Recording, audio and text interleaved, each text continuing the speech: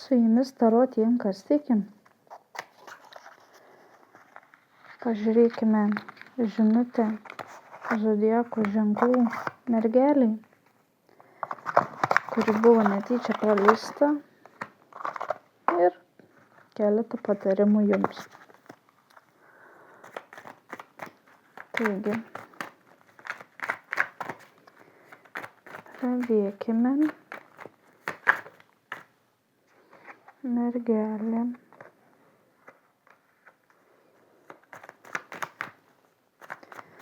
Kažkas bando iš jūsų pasijuokti, pasityčioti galbūt. Mato jūs kaip išskirtinį žmogų. Link ko tai veda.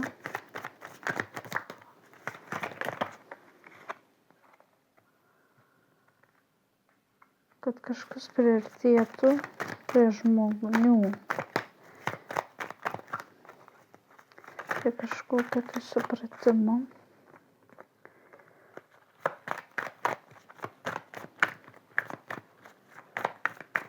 Žmonės nori sekti kažkieno pėdomis.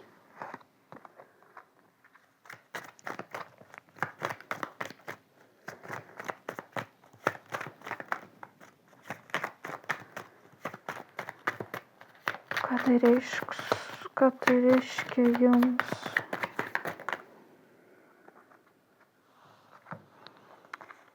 Ką tai reiškia jums?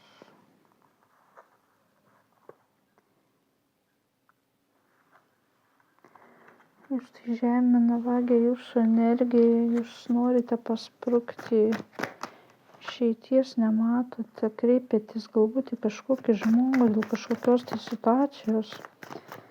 Ar norėtume tiesiog, atrodo, nėra išeities.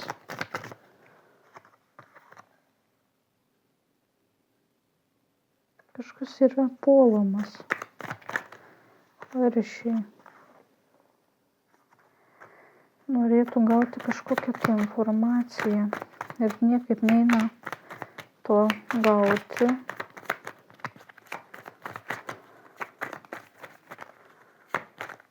Ar buvo kreiptas teisingai?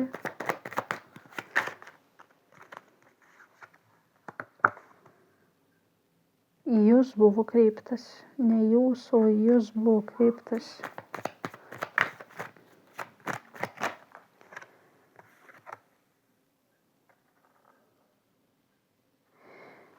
Bet buvo kreiptas ne dėl to, dėl kažkokių piktų kėslų.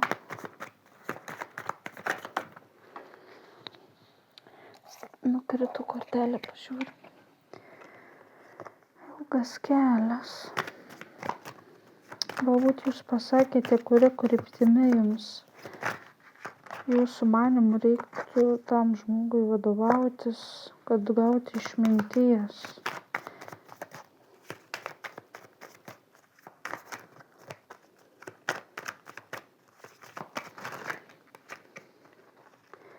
Ar tai bus jums naudinga? Jūs sutiksite žmonių, kurie galės jums padėti. Galbūt atsidarys po to kažkokios tai durys, kur galėsite rasti kažkokį tai viltį. Viltį, lyg apsaugotumėt savo artimus bei save pačią. Tiek mergeliai. Dabar patarimas jums. Patarimas jums.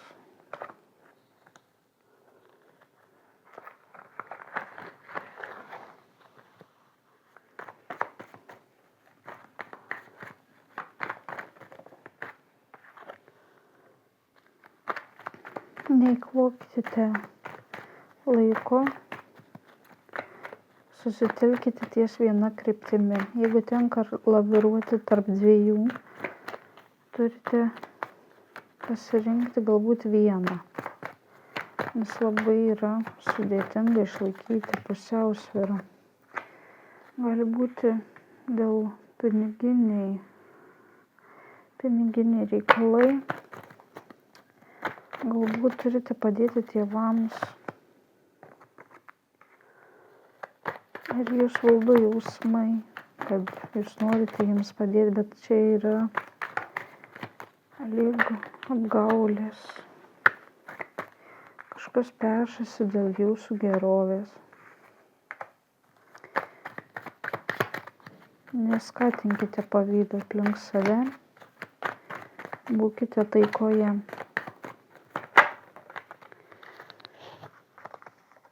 Šeimyniniai reikalai, kažkas nusisuks nuo jausmų, gali norėti išvykti ir parodyti, atsukti jums nugarą. Kažkas labai nori nusisukti nuo šeimos ir kažkam tai atrodys teisinga. Jausmai taps sunki našta.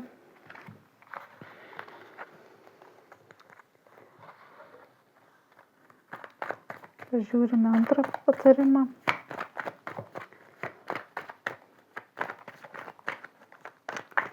Su kuo susijęs antras patarimas? Išlaikyti ribas ties kuo. Jūs drąsiai norėtumėte žengti į naujas pradžias, į svajonių išsipildymus. Galbūt gavote kažkokiu tai lėšų, pinigų atlyginimą, ar tai kažkokių tai kompensacijų, dėl ko jums atliko kažkokių tai finansų galbūt. Ir jūs norėtumėt kažką tai įsigyti naujo arba kažkur investuoti naujai, kažką atlikti naujai. Čia reiktų truputį susikaupimo, nes jums atrodo, kad dabar užvaldžiusios galbūt emocijos yra labiau dėl savo svajonių gyvendinimo. Galbūt jums kažkas pakiša mintį, kad yra kažkokia užgaida, kažkokia neišpildyta svajonė, kur dabar atliko man šiek tiek, tarkim, pinigų arba laiko galbūt atliko ir aš galiu tai padaryti. Kažkas bus pakišę tokią mintį galbūt, bet jūs turite sustoti ir gerai pagalvoti, ar jūs nebūsite kvailą sprendimą priėmę. Koks būtų patarimas? Nepasikliauti šeimos nariais, kurie vartoja kažką tai nelegalaus arba kurie turi nerimtus santykius. Ir krenta, mylimieji, kažkokius išdavystės. Jeigu yra kažkur žinoma, kad ten kažkas iš artimųjų, iš žmonių, kuriuos pažįstate kurį laiką, kažkokie patarimai plaukia, kad dabar galima kažką įgyvendinti, tai jūs stabtelkit. Reikia susikaupimo, tegu pralaukit tą laiką ir galbūt ateis geresnios mintys. Galbūt tie žmonės netgi pasitrauks nuo jūsų, nes jūs negyvendinat jų užsimanytų dalykų. Nes nematau, kad čia būtų jūsų svajonės. Pažiūrime trečią patarimą.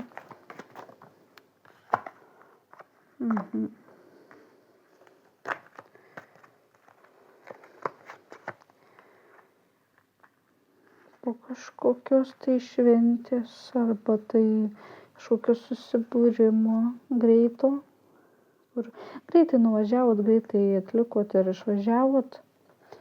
Kažkoks vidinis nerimas, skausmas, susipykimas gali būti, kur norėta galbūt išlaikyti savo pozicijas ir kažko buvo nepaklausyta, kažkokia, atrodo, kad juoda katė būtų perbėgus per kelią. Norėjot kažkokios tai šventės, laimingos kažkokios tai praleidimo laiko laimingo, bet tai neįvyko, viskas greitai apsisuko antraip. Kažkokie galbūt du žmonės ir kažko nesiklausė. Toks jausmas, kad nesiklausyta buvo žmogaus, jauno žmogaus, kuris norėjo kitaip švęsti galbūt, arba greitai buvo nusodinta situacija iki skausmingos praeities priminimo. Koks būtų patarimas?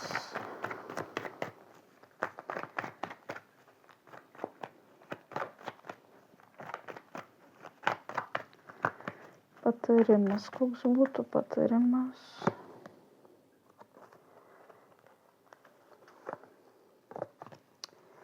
Koks būtų patarimas?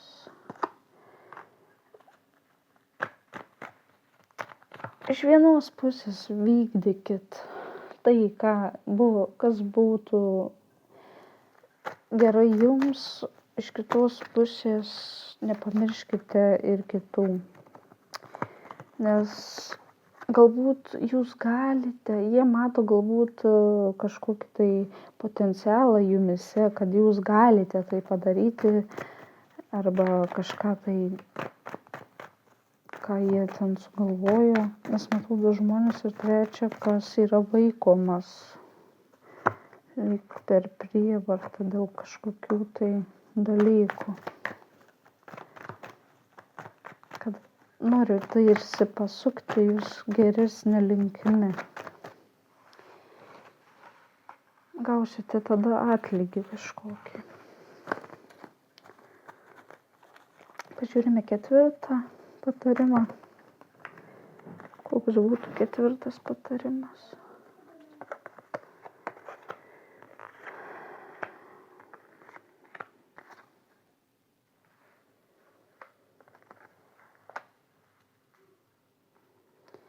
Įsikišusi galbūt yra moteris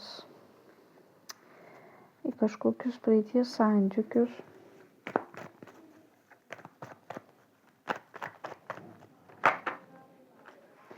Gali būti klastingi, pavojingi ryšiai. Su ta moterim nėra šansų susisiekti, kalbėtis, pastoviai ginčai. Bet čia yra viskas iš praeities likę ir niekaip nebaigėt kovoti su viens kitu. Ką reiktų daryti? Kiekvienam reiktų apsižiūrėti, ar turite kažką, ką reiktų atiduoti, išmesti, apsivalyti tiesiog savo erdvę. Apsivalyti savo erdvę, kad būtų mažesnės naštos. Kažkaip atšvęsti gyvenimą kartu arba su kitais laimingiau, taip šviesiau pažiūrėti į visą situaciją, nelaikyti. Jūs nematote kažkokių prošvaisčių, susitaikymo, verda jausmai, reiktų nuraminti šitas emocijas. Kaip jas nuraminti?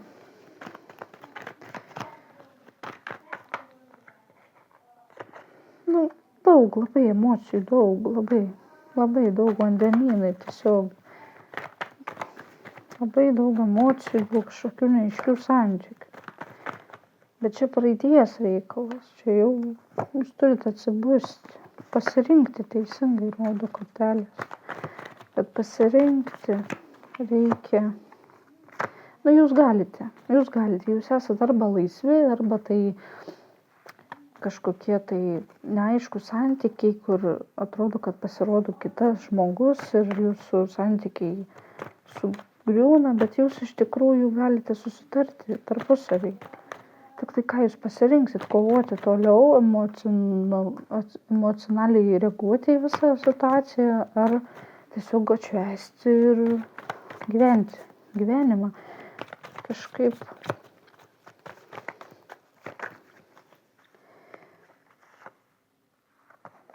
reikia daug stiprybės pripažinti savo klaidas ir baigti kariauti.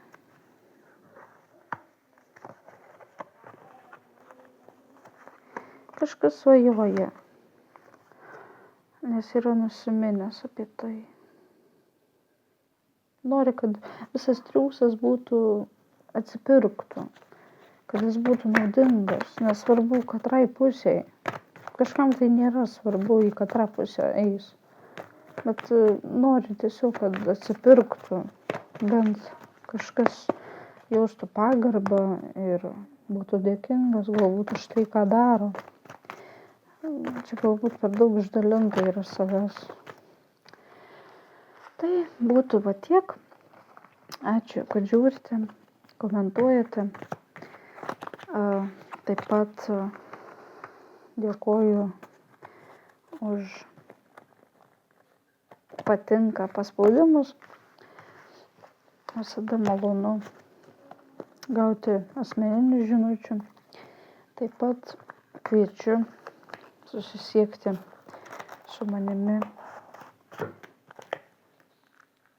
taro tiem, kas tiki @gmail.com. Su jumis buvo taro tiem, kas tiki. Ačiū, kad buvote kartu.